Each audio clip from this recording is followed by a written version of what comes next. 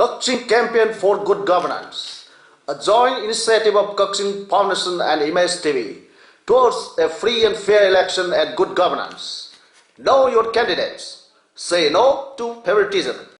Don't accept bribes. Think before you vote. Exercise your democratic rights with a sense of duty.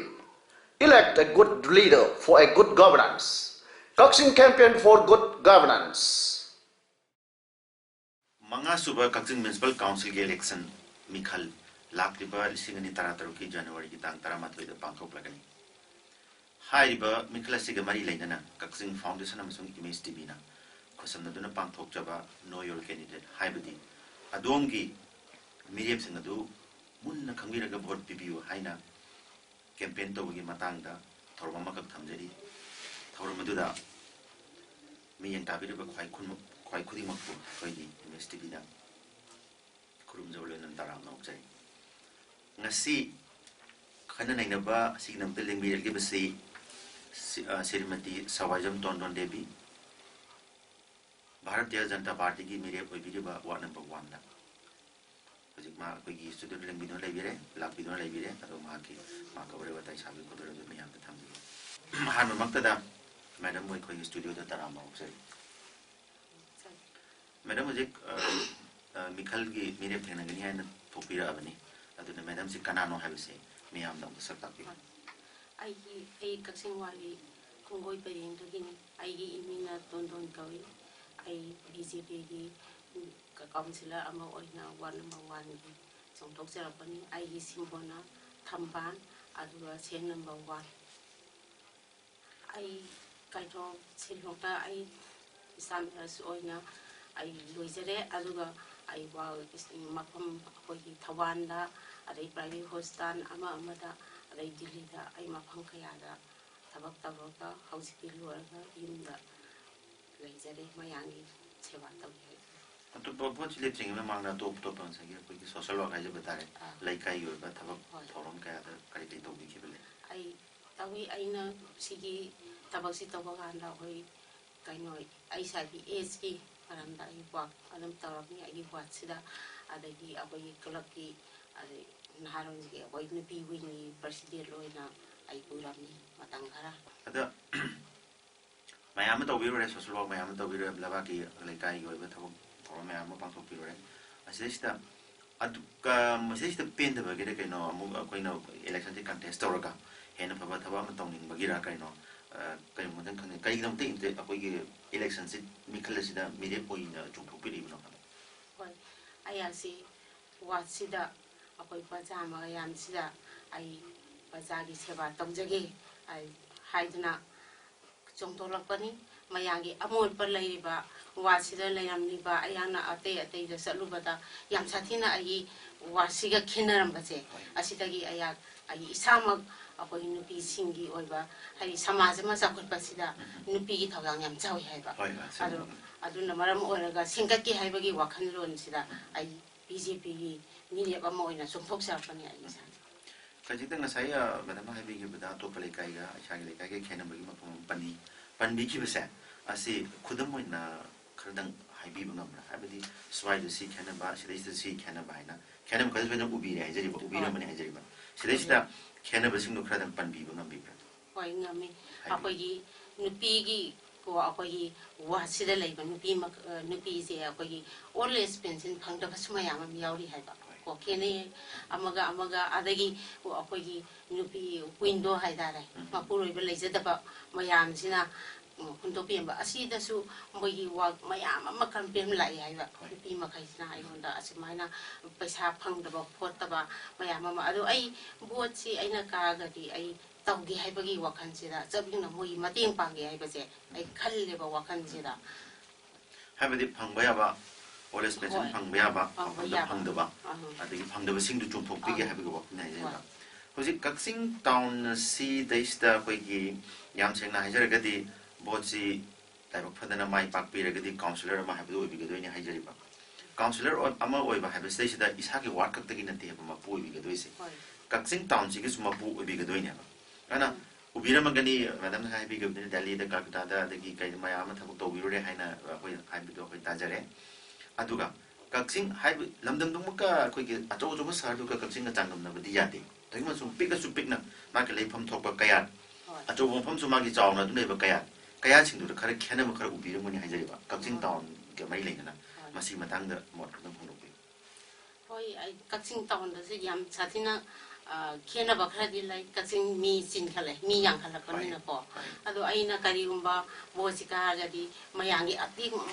angam ba mateng hai tare mayangi ya na ba bazar ya ga da wa hai tare yasina ga kusan na ga asi to ba ya hai ba se khanna ga akoi adu da adum ayaksu isamak hai sakhot ba gi khungtang si ya jani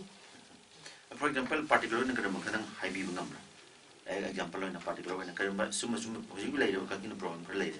ka kin town se problem dum lai hai ba madam se no bi ram ne ko ju ja khang ja ba khar lai sai sida say for example khudam na hai ba parking ki problem sakhol pa ma pa ma gi khwai de ge na koina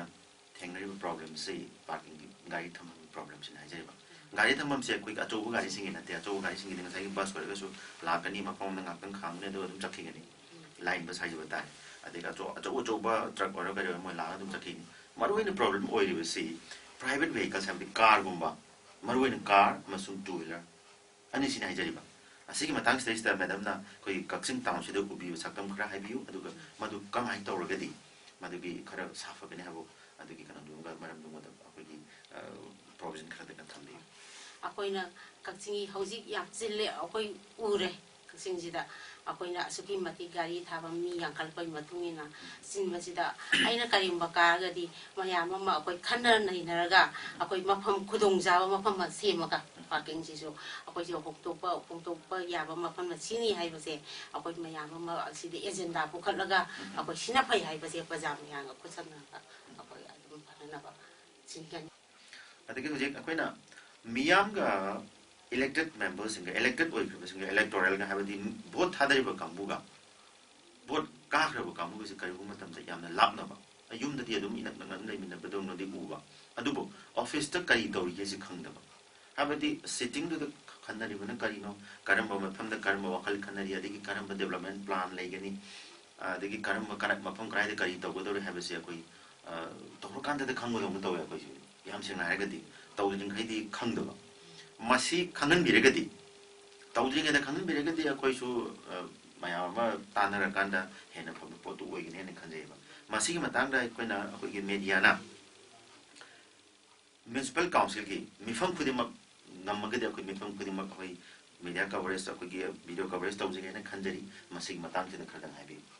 masi yam phaba wafam ne da ibna su khali akoi gi duli da su parliament ke ada su ko asi media da thadoi adagi amada su akada mayam adagi impan da su ngai media loina thadu lai ba zakari da asu masi ai bo mo tadi ai no pangsa wadi masi phai hai ba gi wakala ma ai on da lai se adu argadi hena sung sai khanai wa hamdu parjalon khangmin argadi pot hena pa ko oigin ha ba hamdu adu ne ko na thamjani ni sin ko adagi hojik kan na khoi di yamna chokolak liba amsung chokot pa kano haje batare lamna pixelak ba mi gi masing sum henglak ba mamangai da yum da isagi yam sena haga di phantaw di hundong na ba kom tawraga madu mu phundilaga maduna koi gi soil fertilizer koi gi kano ga koi gi fertilizer on ga habdi lai how on ga atopa ma phanda mu kom di tawraga mu phantaw di hundong pa smai taw na koi kom taw dan hong ba ya ba gi koi amor ka ji hundong pam lai ram jai ba adu hojik ti missing ji jam jila abni na yum ji kungshila abni ma di ma phanda hojik lai rak tre aduna koi yamna problem ama oi de di kaksing sta khone ujo problem oi de pham khran jaw ko de muji atop town sin so adum ko jai pagi yum da ki tholak pa mapang ba poching se kam haina ma se manage to bi na habi ma tang da khan tham di jin manage to ba se asi wali pun hunda asi yam phajana ko gi sayo na ba amang ta ni hai ba moina ado sayo sida ko gi mar sida asi apoina simdo kan ni masidai ai wakhan da semtopa asidai si apoi amak ta wari sina ama ani haidi tuna ba yum sida hausidi mayam ama kongna tarabani apoi wari rom da du kidang a lai le du jaga sida di yum lai silaktre ai ba swai hadi kati maya swai lai ba koi khilem da su pura puri na tom da koi yang pum na tajin ba do adu pa na tawre asidi yang kharat tuina masigi kaino simbi ba asina khwaidagi base oidora khali sayona ma adi mathangdati laktre dei amorpa ga paisina leiba dei tumnang hai si dei amorpa su mai matai su yam hena chinjile hai ba koi base lagati awudagi leina po pa ya ba maya ma pokto lai hai ba awna paisin baga koi kunto ki ko kunto ko hai bani si di kunto bi ko hai bani no ko dakta mi tawri si di ado hausikti di akoi si di khar wali hai dare isana pam basi dai gona amak ta oi basi adagi koigi kanama kanama sum thengnajarpada koigi pot sum mafam ani thokna hundopa koigi degradable haiba madi mathan tumnagi ba yaba pot laiko aduga adagi jam tungandaba pot matang matam khar koina changba tungandaba pot singa ani khomjin bagi pot amakha akoi kai to koina thengnajari haiba masi matangdari kari wakhan kari thambi masigi matangsidani ingna yamna kaino tawrisi akogi patapa tumdaba pose akoi lepaksida tawraga hepumjingibada akoi likli bawa tumi he asidi loina pumjilaga oi thambigibara loina akoi tumi ado tokhaina tawraga pajana akogi tawraga namnangai leitana akogi tokhaiba nataba masidi pulap oina tawraga akoi toina di kuntopiba asuma akogi tawiba simbiba se asi na khwaidi phadora khali hadi phumjing gimse khwaidi na khawnya kan biba ne ko ado phumba sida da ka oide lam ne jariba ma lam ji pa thu ya da bani na ngasi adi akoi kakching ki phanyam chawre ma gi akoi na thoiba solid waising si phanyam chawre jariba ado mafam amata phumgi mafongi matang da ri kai langi management di ahangba akoi jaga da akoi yam ure ko koina ai di lam da su sappada akoi ahangba jaga singla na pachana akoi sanitarian semaga thona masi akoi paijele bhajana paijelaga adopi mathak sida akoi sori ga maji amok oyangere leha oina akoi pe po ya ba su leba sipun jinga ga yang kanaba adagi akoi na toi papa pajama yangi patta auti mayam di asina amo akoi leha ohen ba yai asi system plastic tu leha olo dia ko adi plastic si akoi na adum akoi ki leha ohen matung ji asira pajana akoi khan ba yai sem ba system ma asumana pajana leha di akoi asida semaga akumse thangi ba yai ma bana sembagi mota akoi ki leha olo matung sembagi mota phumjang da khandok pi hawra ga di kari masi adusu yamna pai ado khantoba ado akoina kaino tawi asi aina orokari dili tani asi plastic ki tokai bama akogi khantoga ai mogi to da khanna ba tokai mi la khallaga tokai na mogi battery amada tokai na akoi sungmu urai hai tare fatta uti khantoga ado mi leibak ta tarosu akoi sidati kaisu tawo ya ta pani na madu ajana akoina system oina thamma darka akoi sida tawo ya da kari akoi sisu tawo de nyam thoi da ma da pa chagen moment kari nakale budi oram ya du makoina chaung tro so akoi na akoi apik pagi scale am da dum tawo di ya ga ni ya ga ni soidana asi system ma phajana akoina tawo matamda ado thonam basidi akoina asuki mati yamna darka oi hai basidi sim ba ya hai ba phajana Mandami kuding thobu poni akoi service base sai akoi yumthom kuding mute thola pani any establishment yum kadana tana dukan da ki kai da ki mai ham tholi sai jinumi normal gi thok pade hoji yam sina ga pushilai ba likli akoi plastic ki akoi gi package me ising bottle da hawraga sai mai am la kan sum thori hai ba ani yam mak lu ba problem amani hoji akoi gi global problem hai ba ta sai akoi gi sole oi sai aduna di matang yam fadana madam thambi gre adagi amuk akoina amuk thamjani sina madam na karima vote karagadi towing mathab ka soina layamani ward ki as well as Kaching town aduna hairi ba adugumba point sing ado point manga tara dan iraga miyam da khangan dina ba akoi haijani masi matang da wa pum ka dan thambi koi thedo ka ne ai si miyam da dong khangan gani ai na kam ba akoi gi tawgi dia akoi election loiding ta election loiding or gadi potu akoi lai plan ba ya mama housing loan lai akoi welfare akoi scheme lai adagi all pencil lai ai nu khabi singi lai adagi mayam mama adagi skin india da yang pajaba akoi kaino moti asugum basira asugi mati ga pire hai magi skin ji asi loina aina karaga masida bjp da aina karagadi masigi khudong sa basi yam le hai asi aina ai ward ki paja singda adagi ai kaino kaksingi bazaar singda masi yam tabjani haiba moiga kaino kusamnaraga adagi aina thabak tawba matam jasu ai itomda tawroi bazaar sing ai wati bazaar singa ai nupi sing yuti nupa mayam am lai asiga ai kusamnaraga thamoi singna ai thawai hakjang yauna moiga thabak tawna gani Mata kita environment ki matanda kan kita khamjega ko koi na global warming na hainari global warming si koi ki mapang koi ki swai de swadu ma de impact adum yau bi na akangai sina dum tapi sing jo angak putang na ko sing je sa ki nong du tha matanda tarai ba sing du jing da kai da acho pan sing sina ma gi mara da chupsila ga tamna changai na thador ka da bisina hai u singa chu hodro ni na nong tai nga da joro taraga ekta nga thai ma da le ma ko non taraga turi na taraga sing chau thok pa gi pose ko le ha je ha ba da ko na umang u wa kan bi thawa ma ko bi yam kan ma du gi khang nai sing yam kan ma di matang da ko hai bi hai je ba ko ma dan da gi ai na kan ni personal mode ko be ai se de du adu ga ma se ko general mode so na du kan to bi ro so ko da lambi ma se me ha na khale u wa to ma ko na ma ho me lambi sta sta khajitang phut ma di manga thai do ga 야그더버시 거기 공항시나 말을 못 간다. 람비지 기당디 람비 머리 머리 남들 따로이도 마시마 땅나 마담나 까리오이나 도비야니. 공항도 아이디 아조부 사히 야kai 장와 우먼은 장와 때문에 사히 공항하면은 그 마봉 머리 그런 파마도 사히 부양이 장이 하이지 봐. 시 공항도 눈시비게더라 나더라나 아이게 람비도 눈시비게더라. 시디 퍼스널 모네 거이 남들이지. 맞아 아무튼 말이 마땅 하디. 아도 바자기 파는나바 와디 람비주수 셈다베 야디 나트라 하이디 아소 아코이 쿵강 글라바이다 레이버 쿵강 마사 고 군 마사 고 마타바 람비도 파우나람들가디 파우나나바 람비도 셈다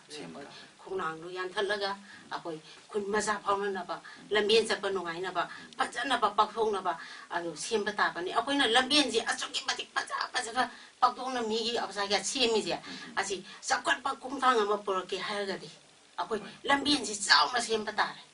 아직 람비엔지는 와 아수오키 마티 아코이 사건 법보래 거였지 거기서 양노아이데 매담기 못 담이 그래 matang sina ko aroi mena ko hangni si madam masi board ka biri na khalasi chairperson joy biri na khalasi ador gadi madam ni hana ba to priority bi ga bai khoi hana to bi ge na khan ba thaba ko tang mayam da khan bi aina hek chairperson oi ge ga isada akoi khallagadi hek o kan bosika ga aina tawada ba plan di am lai hai ba ado aina agung ba phamba ayati akoi gi kaino welfare scheme ji yam pa me aje haidi aisa bi na naraba mi adagi mogi orphan le hoba asi tawgani adai oles pension akoi phangdaba mayam am laidi adai nukha bi mayangi laidi asi gumba se hana aina lokhatlaga si scheme ji hana lokhatlaga ai tawgani hai ba se ai puning da lepi yam ma je madam adu madam na hogi board ka mai lina na praja sing da hai bi ni madam hai bi ai wat ki nungsijaba wat number 1 gi agi paja singda ayangna kana bhoki bikhani jari ai mayamna sogapiu mayamna thagapiu mayangi seba phanghanbiu aduga mayamna minungsiga loinana ai bu thagapiu mayamda awon ba poreise amaktang mayam yingminaraga yam phajana mayam pajagi nuaina ba thamoi sengna ai thabak tawgi haidana i pajara phongtoi pasi haraga ai aswai da mayam de asiba mangwon ni jari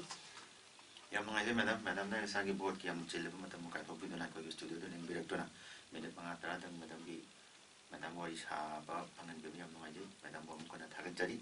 ngana mi ta be pom na mak ta gi amuk ka hana kurum da